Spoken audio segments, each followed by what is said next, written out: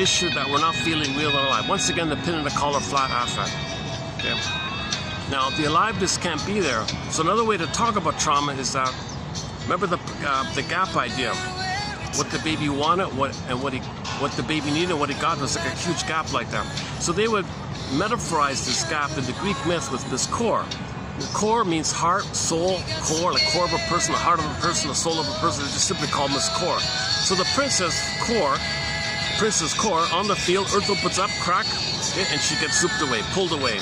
Like Joey Sadness in the Disney film instead of called zooped away. The zoop tube is like the tube is kind of like the crack, and it zoops away. This core gets pulled down or flies away. It goes away into the unconscious, shadow, unknown, kind of other primary mentation, basically, unconscious.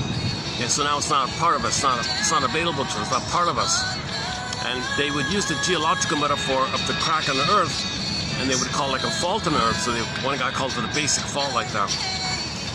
So imagine the crack on the earth. How can the princess stand there? There's a crack there. She fell down. So that means you can't feel your embodiment.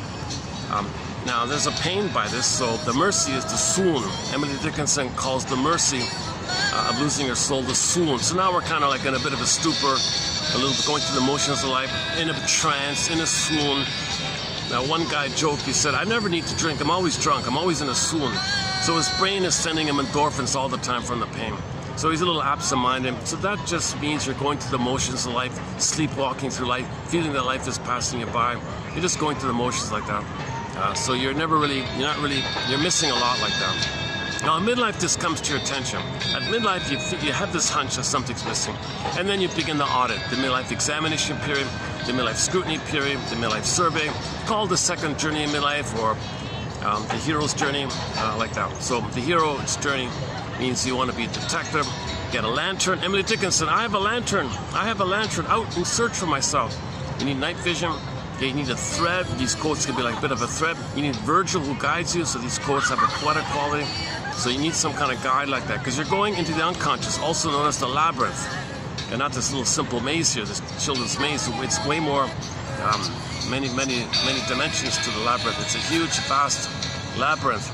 And before you get to the Minotaur, or before you get to the Medusa, you got to enter into all these mini labyrinths. So that's you got to face the someday labyrinth. Yeah, that's a 10-hour topic there, but the someday idea. You got to face the money complex labyrinth, how you're transferring your need for mother onto money, that whole area. You have the guilt complex labyrinth.